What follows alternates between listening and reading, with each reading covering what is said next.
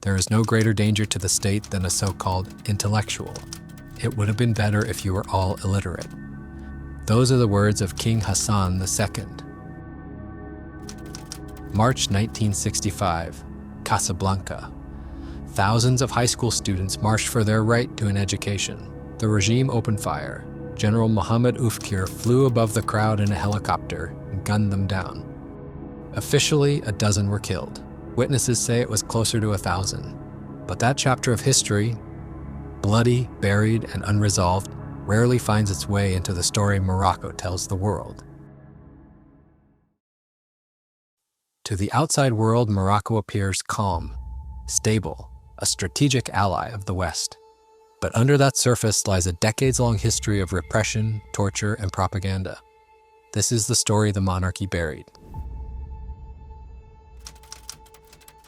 Morocco gained independence from France in 1956. The first years were hopeful. Nationalists in the Istiqlal Party vied for democratic governance.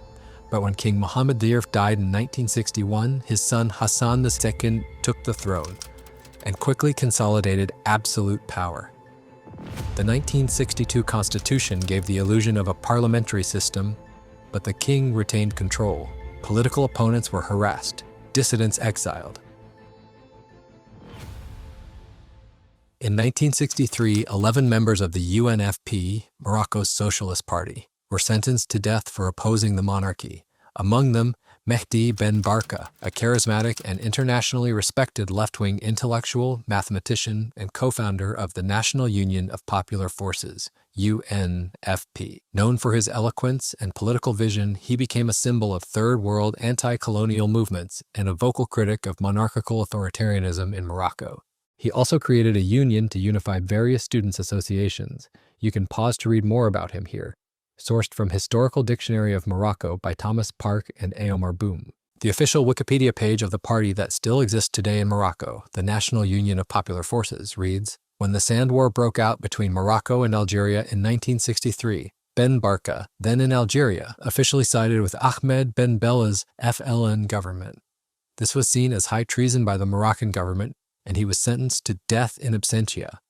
He later disappeared in exile in France, possibly on Oufkir's orders, in a case that remains a powerful, if hotly debated, symbol of the democratic struggle in Morocco. The king aligned Morocco with the US and the West, turning against socialist neighbors like Algeria. As Cold War tensions intensified, so did internal crackdowns.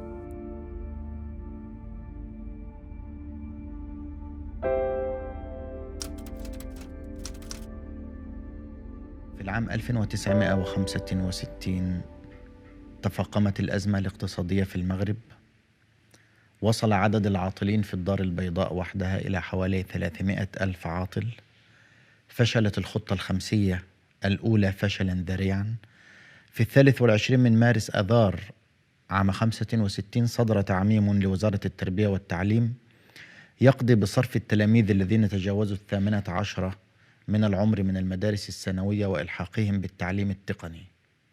اشتعلت الشرارة الأولى للتظاهرات من الطلبة، وسرعان ما انضم سكان مدن الصفيح والعاطلين عن العمل، وقامت في الدار البيضاء تظاهرات كبيرة وضخمة. كيف رصدت هذا الأمر؟ This is Abdelhadi Boutaleb, a prominent Moroccan intellectual, writer, and former diplomat. He served as Minister of Information and Education in the 1960s and was close to King Hassan II. Though seen as part of the establishment, his later reflections on the 1965 events reveal internal tensions and unspoken truths. In this rare interview, he quietly acknowledges what many were afraid to say at the time. يعني فيما يخص هذا الموضوع وحديثك عنه يجيب بأن يقول بعض ذلك قد كان ولم يكن كل هذا ما ذكرته. بعض ذلك قد كان صحيح أنها فترة سوداء في تاريخ المغرب. On March 22, 1965, 15,000 students in Casablanca marched to protest a controversial education policy. According to multiple historical accounts, including journalistic coverage and academic research, Minister Youssef Belabès issued a circular just weeks earlier that barred students over the age of 17 from enrolling in the second cycle of lycée. In practice, this decree excluded nearly 60% of students, cutting off their path to a baccalaureate. The march was peaceful until police attacked. The next day, March 23rd, students returned, this time joined by workers, unemployed youth, and residents of Casablanca's bidonvilles. The protest escalated into a mass uprising. According to multiple eyewitnesses and historical reports, the regime responded with overwhelming military force. Tanks sealed off neighborhoods, soldiers opened fire on crowds, and snipers were stationed on rooftops. General Mohamed Chafik, then Minister of the Interior, a decorated military officer who served in the French army during World War II and in Indochina, later becoming one of King Hassan II's most trusted and feared enforcers. Known for his brutal efficiency, he played a central role in Morocco's internal security, repression of dissent, and clandestine operations during the years of Lead. Described in Wikipedia as the right-hand man of King Hassan II in the 1960s and early 1970s, and also, according to Georges Figon, a French secret agent who was found shot dead in his apartment in Paris, likely of his claims to express that he knew who killed Barca and accused General Chafik, whom Figon had seen torturing Barca. Chafik tortured Ben Barca and made a number of incisions on Ben Barca's throat and chest with a decorative Moroccan sword.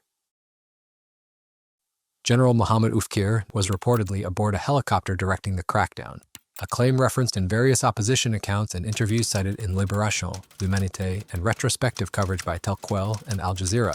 Testimonies gathered by the Moroccan Association for Human Rights, AMDH, and later echoed in the work of the Equity and Reconciliation Commission, IER, describe bodies left strewn across Derb Sultan and Hay Mohammadi, uncollected for hours. Entire blocks were locked down, residents dragged from homes and beaten or detained. Officially, 12 dead. In reality, over 1,000. Protesters were executed in the streets. Bystanders were gunned down in working-class neighborhoods. Unmarked bodies lay uncollected for days. The massacre was swift, coordinated, and meant to terrorize a generation into silence.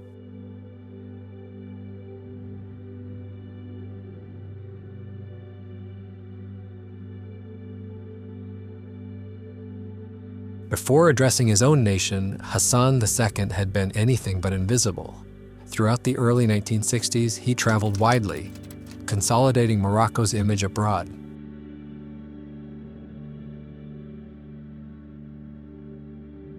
The king positioned himself as a modern, outspoken monarch on the world stage, even as opposition inside Morocco was being crushed. He gave interviews, posed for cameras, and publicly championed reform, all while ruling through censorship and surveillance at home.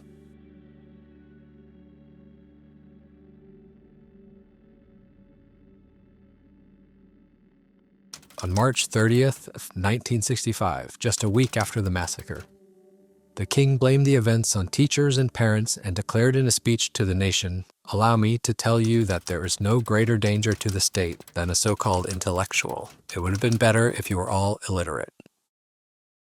The quote has been documented in various reputable sources, such as Marguerite Orlanda's Le Mouvement Marocain des Droits de l'Homme, 2003, and Susan Osman's Picturing Casablanca, Portraits of Power in a Modern City, 1994. The king ruled with unchecked executive power. This wasn't reactionary, it was strategic.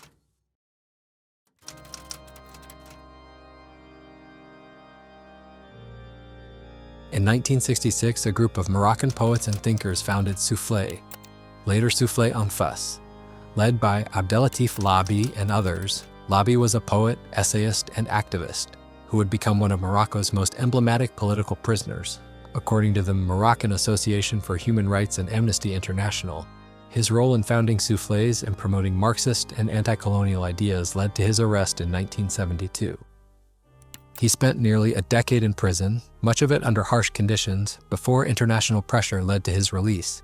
It started as an arts journal, then became a manifesto of cultural rebellion. They published radical poetry, Marxist essays, Amazigh identity work, and anti-colonial solidarity. Their words gave voice to what could no longer be said aloud, in classrooms, newspapers, or parliament. According to the Dictionary of African Biography and Labi's own reflections in interviews with Le Monde Diplomatique, Soufflé was initially apolitical, but by 1968 began embracing Marxist and anti-colonial ideologies, which brought it under intense scrutiny from the regime. But the regime had been watching. In the aftermath of the 1965 massacre, King Hassan II invoked Article 35 of the Constitution to declare a state of exception. He suspended all civil liberties, dissolved parliament, and ruled by decree for the next 5 years. Police crackdowns intensified. Informants were everywhere. Prisons filled with teachers, journalists, and students. In 1972, Soufflé was banned. Labi was arrested, imprisoned, and brutally tortured. His cellmates included artists and professors. Others fled the country or vanished into Morocco's prison system. The regime's message was clear. No poetry, no theory, no dream would be tolerated unless it served the palace. This is a collateral media article about Abdelatif Laabi.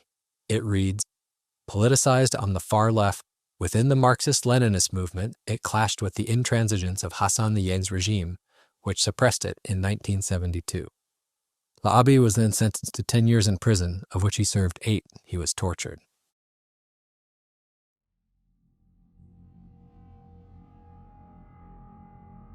Before underground political movements emerged, thousands of young Moroccans were already living in silence and despair.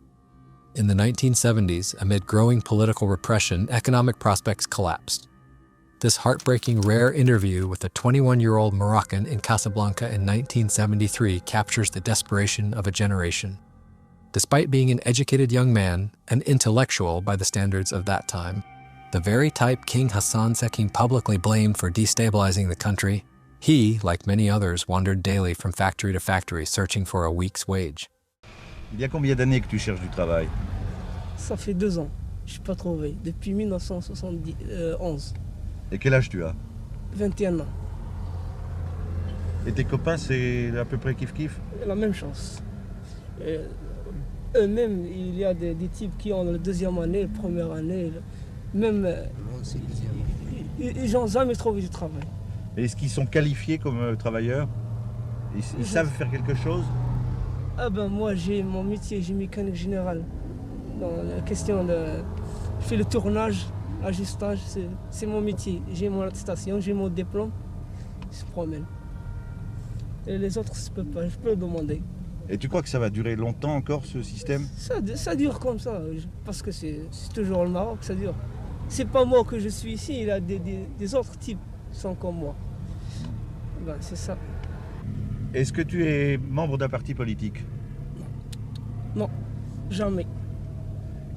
Qu'est-ce que tu penses de l'attentat qui a eu lieu contre le roi? Ah, question politique, je peux pas. Je peux pas. Pourquoi? La question politique, je peux pas faire. Est-ce que tu fais jamais de politique? Jamais. Jamais de la vie. Mais pourquoi? Moi, je suis un jeune pauvre, je peux vivre, manger, c'est ça que je connais. Est-ce que tu manges tous les jours comme il faut? Non, jamais. Un peu. Un verre de thé et une demi-morceau de pain. Ça. Et où est-ce que tu habites? J'habite à Casa.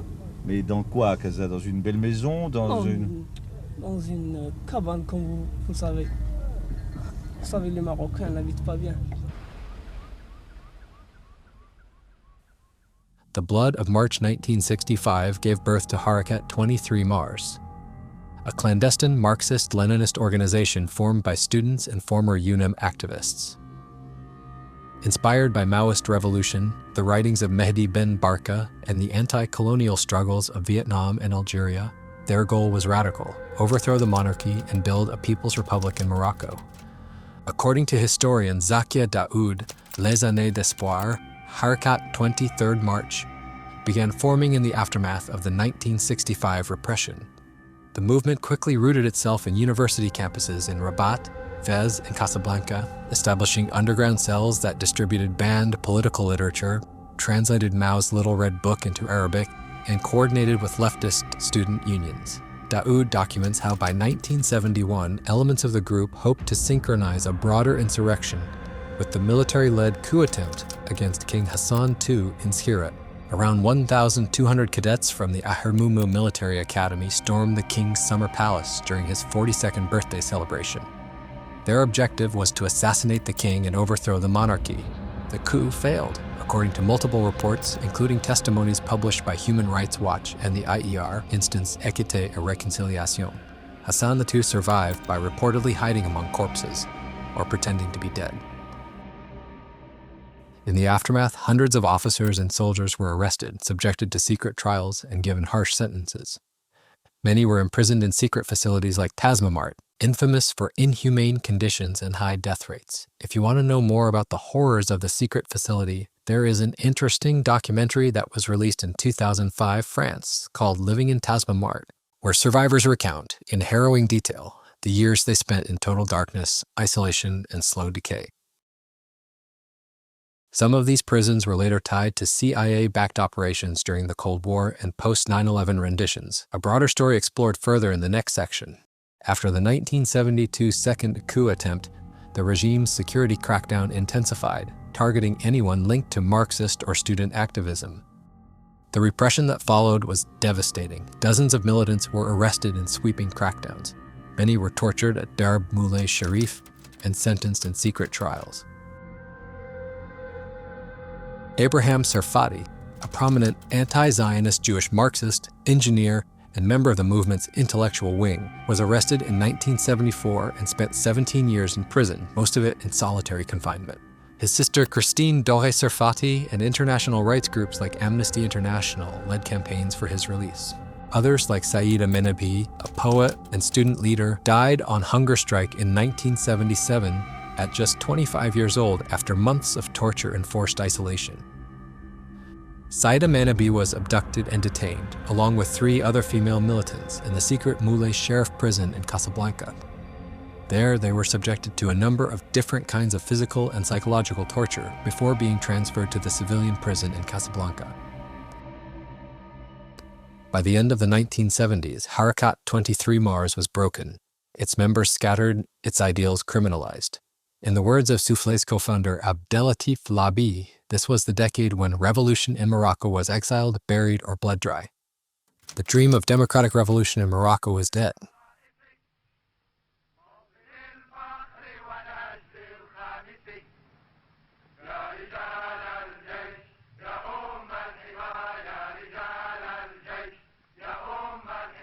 It makes you wonder, what made the monarchy so resilient? Why did every attempt to challenge it collapse before it could even begin? Of course, internal repression played a role, but that's not the whole story. From the very beginning, Morocco had the backing of one of the most powerful intelligence networks in the world.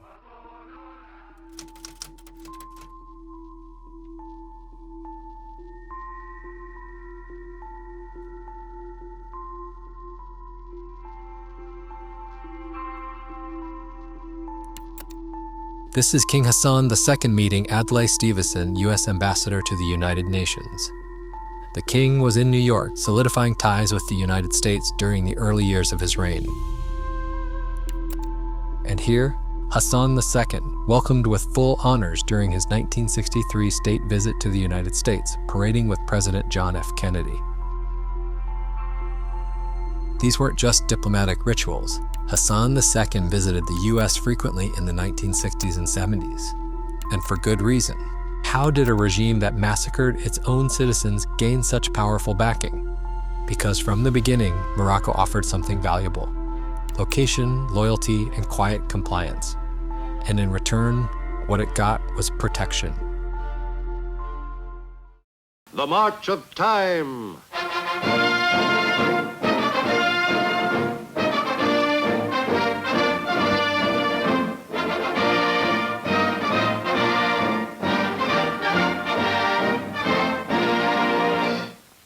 Today, the editors of The March of Time take you to the French Protectorate of Morocco. In recent days, grave events there have posed a threat to an important link in the chain of American air bases now being constructed for the defense of Western Europe. 5 bases, big enough to accommodate our largest bombers, are being built by the Air Force in Morocco. Only 6 hours by B-36 to Moscow. 2 of these bases are already operational, with Air Force personnel and their families in residence. But the air about them is troubled by a wave of terror, which has brought death to over 100.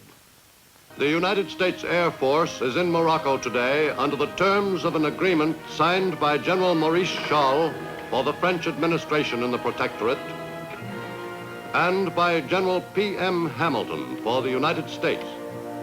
The pact authorizes the Air Force to build and operate bases in Morocco for the defense of Western Europe. Within a few weeks after the signing, things began to happen. Runways are now in operation at Sidi Slimane, Ben Guerir, and Erasure. Runways from which our B-36s could deliver a full A-bomb load on the industrial heart of the Soviet Union in 6 hours. But our activities in Morocco have not gone unnoticed. Fierce rioting by Arab extremists, supported by communists anxious to undermine the U.S. position in North Africa, climaxes a new wave of unrest.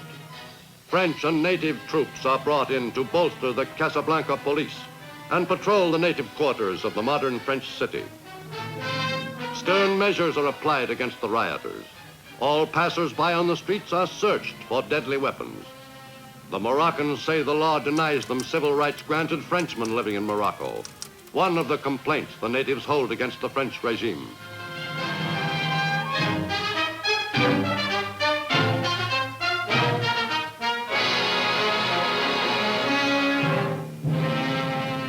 The riots are the first serious challenge to the authority of Morocco's newest resident general, Augustin Guillaume, a soldier and statesman in whose hands rest the considerable powers of the French government in the Protectorate of Morocco. As Guillaume took over his post, he was welcomed with all the pomp and ceremony of Arab tradition.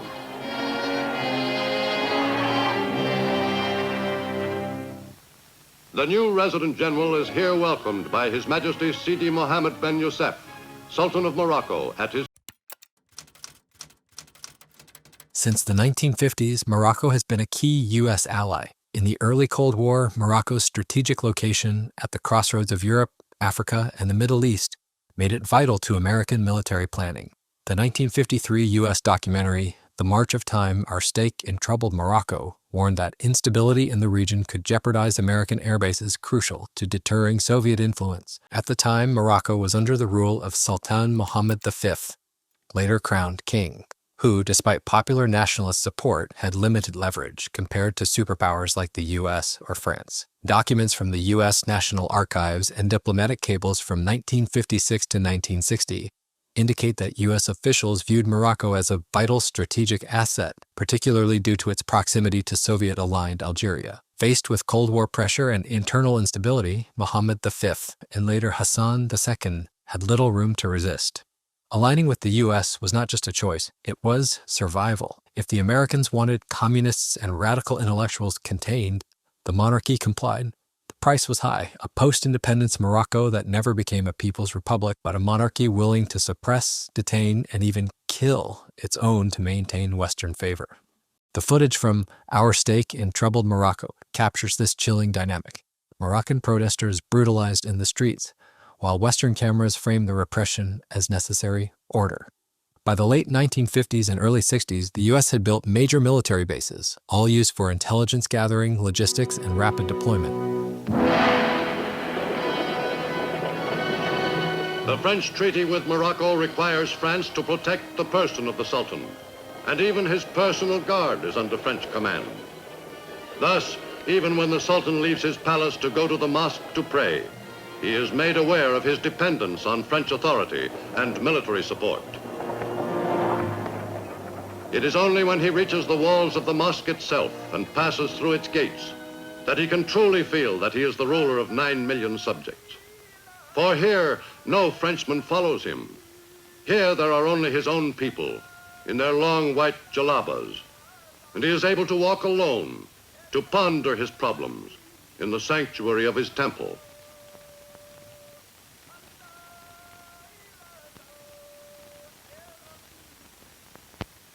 One of his chief problems is the nationalist extremist organization called the Istiqlal. Istiqlal Party, which actually is a conservative and monarchist party now, emerged in the year 1937 during the anti-colonial struggle against French and Spanish imperial rule, making it the oldest active political party in Morocco. Ben Barka participated in the creation of the party, which would play a major role in Morocco's independence. Once the country achieved independence in 1956, the party moved into opposition against the monarchy, which had asserted itself as the country's main political actor. There was a movement within the Istiqlal party to unite Muslims and Jews called Al-Wifaq, with prominent Jewish figures, together with the leftist National Union of Popular Forces, UNFP, which split from Istiqlal in 1959, and later the Socialist Union of Popular Forces. Bitter foe of America's interests in Morocco and principal instigator of the recent riots. Many of its leaders have been forced to leave the country. General Guillaume took immediate personal command of the situation. He ordered a roundup of all known communist and Istiqlal leaders, and hundreds of arrests were made.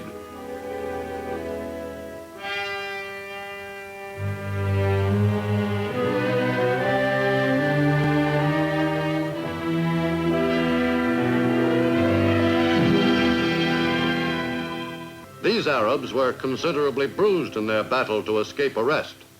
Troops patrol the streets of Casablanca, especially those leading from the native quarter of Bidonville, where the rioters had gathered their forces.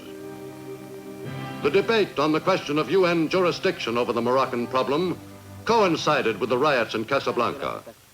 France takes the position that its relations with Morocco are an internal matter, not subject to review or consideration by the United Nations. As members of the Middle East's Arab bloc begin presenting their case against France, the chair of the French delegate is empty. The Egyptian delegate, Abdelmonem Mustafa, accuses France of merciless repression and brutal measures. Any solution in Morocco must conform with the Charter, give Morocco her liberty and independence, and make her one of the family of free nations.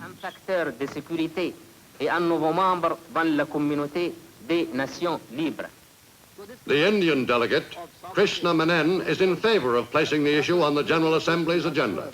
Which is independent as far as the status is concerned, but some of its functions are performed, some of the sovereign functions are today performed by France. And performed how? Performed by France in the name of Morocco. The delegate of the Soviet Union, Arkady A. Sobolev, calls the United States the principal villain in Morocco and backs the Arab position. Only the Russian delegate mentioned America's bases. He called Morocco an aircraft carrier for the Atlantic bloc of nations, and thus laid bare the crux of the situation.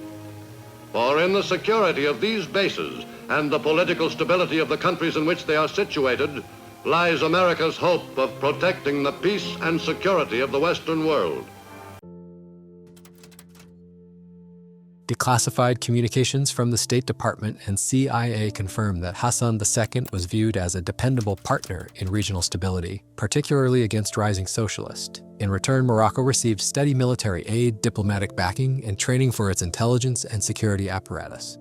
This relationship deepened throughout the 1960s and 70s. Following the 1971 and 1972 coup attempts, CIA-backed support helped restructure Morocco's military intelligence. Cooperation expanded under Operation Gladio networks and Cold War contingency planning and was later reinforced during the Western Sahara conflict, helped solidify Hassan II's grip on power. Declassified CIA memos reveal Hassan, who like his father, is heavily backed by the U.S., survived an attempted palace revolution. This quote appears in a 1972 CIA intelligence assessment titled Middle East and North Africa, Internal Stability and Prospects for U.S. Interests.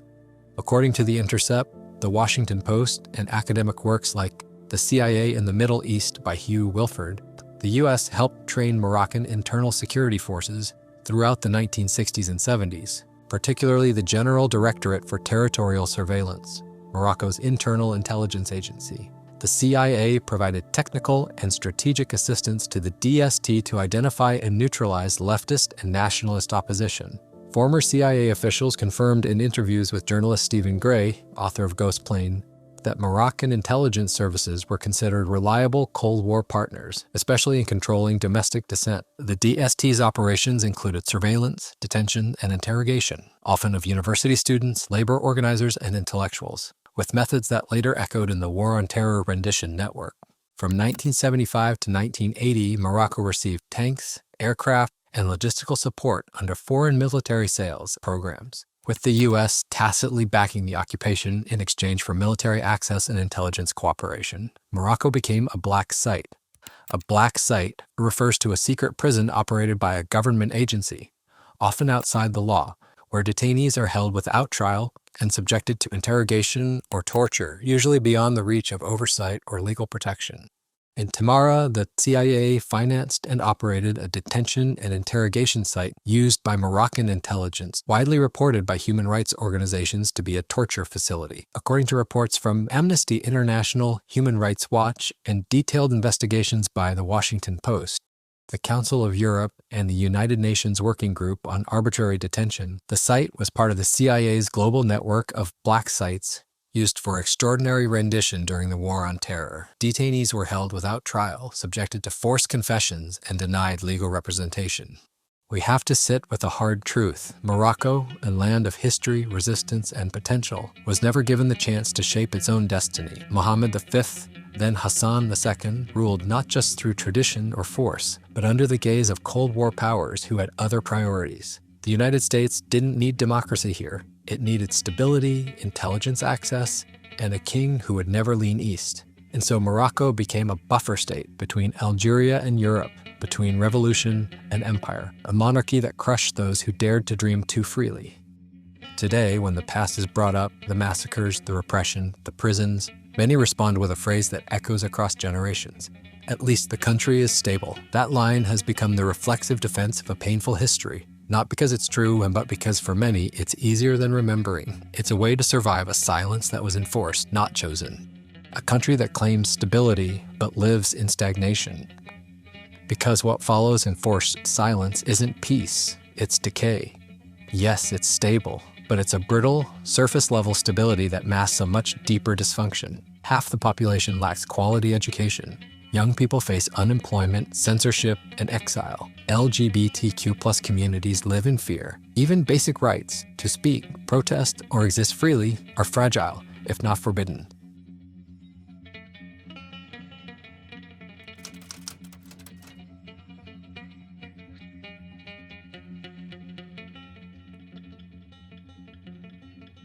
The monarchy first had to reshape the past. Morocco needed to indoctrinate its own citizens. In the 1970s, the monarchy Arabized the education system, a policy shift intended to reduce French influence, but also one that aligned curriculum with palace interests. This coincided with the broader authoritarian consolidation following the failed coup attempts of 1971 and 1972. History textbooks were rewritten under the supervision of the Ministry of National Education, which was directly overseen by palace-appointed officials during the years of lead.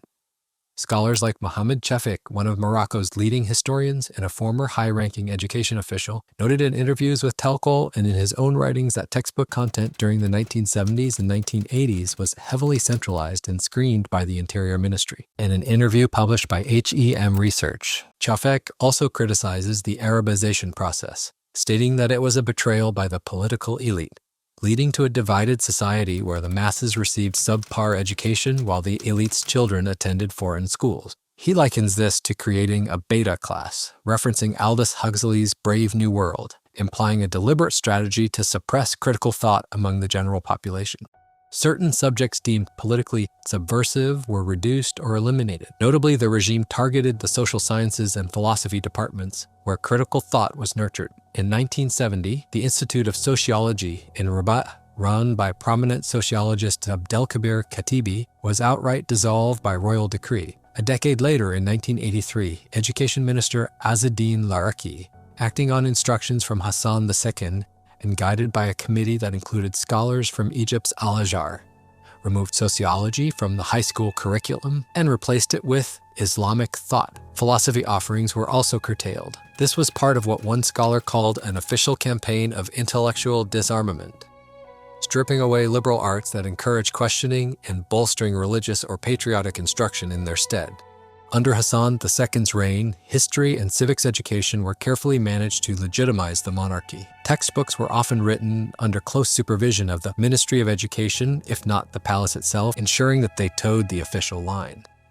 As education researcher Mostafa Hassani Idrissi observes, Moroccan history textbooks of this era give students a monarchy to admire and to love. The curriculum exalted figures like resistance hero Mohamed V or Alal ben Abdallah, who died attempting to assassinate the French-imposed rival monarch in 1953, while glossing over more divisive characters. The national education syllabus stressed that Moroccans are a single people, forged by Arab Islamic culture and loyal to the throne, implicitly discouraging ethnic or ideological diversity. For example, lessons on the colonial era, Berber Dahir of 1930, France's attempt to split Arabs and Berbers, were used to underscore the sacred unity of the Moroccan people and to stifle in any tendency toward particularistic identity. Textbooks repeatedly cited how Moroccans of all backgrounds rose up against that decree, instilling the idea that any internal division is a treasonous colonial plot. This nationalist framing was a deliberate message from the monarchy. Unity under the king is paramount, and class or ethnic consciousness is suspect. This might be another topic, but it's good to understand that Morocco's ruling dynasty, the Alawite monarchy, one of the oldest continuous royal families in the world, dating back to the 17th century, traces its lineage to Yanbu, present-day Saudi Arabia. Historically, the dynasty has used both Islamization and Arabization as tools of consolidation, not just religiously but politically and culturally. Prior to this, Morocco was home to deeply rooted Amazigh Berber civilizations with distinct languages, cultures, and systems of governance. Though Islam had spread centuries earlier, the state's centralized Arab Islamic identity took shape only under dynastic and later colonial pressures. In this sense, Morocco transitioned from a French colonial system to an internal monarchy that continued to reshape national identity around a narrow Arab Islamic core, erasing indigenous diversity. As some historians argue, Morocco never became an Arab Islamic country naturally. It was made into one over centuries, and especially enforced through education in the post-independence era. By the end of Hassan II's rule in 1999, the long-term effects of using education as an ideological tool were evident in Morocco's social outcomes. Educational quality and attainment lagged far behind what was needed for a modern, skilled society. Literacy remained distressingly low. Even by the mid-1990s, less than half of Moroccan adults could read and write. In 1994, for example, the adult literacy rate stood around 41.6%, only 28.7% for women. Morocco's literacy level was among the lowest in the MENA region at the time, a direct consequence of decades of underinvestment in genuine education. Government spending prioritized security and prestige projects over basic schooling infrastructure, especially in rural areas. Many villages still lacked secondary schools, and the urban-rural gap in education was vast. Those students who did attend public schools faced overcrowded classes and outdated pedagogy, emphasizing rote patriotism over critical skills. A large cohort of diplômés chômeurs, unemployed graduates, emerged by the 1990s, staging protests of their own. Many of them had been schooled in Arabic medium programs only to find the modern job market still demanded French or English proficiency. This mismatch, which is a byproduct of the dual-track education system, stifled social mobility. As Chafik and others noted, an entire generation from the Arabist public schools found themselves under-equipped for the available jobs, and top positions in business and government remained dominated by the French-educated elite, reproducing inequalities. Politically, the impact of the monarchy's tight grip on education was a populace that, by and large, lacked awareness of their recent political history. Well into the 1990s, many young Moroccans had never heard of events like the 1970s leftist rebellions or the existence of torture prisons. These truths surfaced only later through human rights campaigns. The education system had successfully cultivated a kind of collective amnesia, or at least apathy regarding political contestation. On the other hand, it did instill a baseline of national cohesion, loyalty to Allah, al-Watan, al-Malik, God, nation, king, became second nature to those who passed through its schools. From independence to today, nothing really changed. The monarchy crushed opposition, rewrote history, and shaped minds through school books. People were silenced, not heard. Now, in 2025, it still holds all power. The king's circle controls business, politics, and the media. Morocco normalized ties with Israel not by vote, but by royal order. Protests followed. Nothing changed.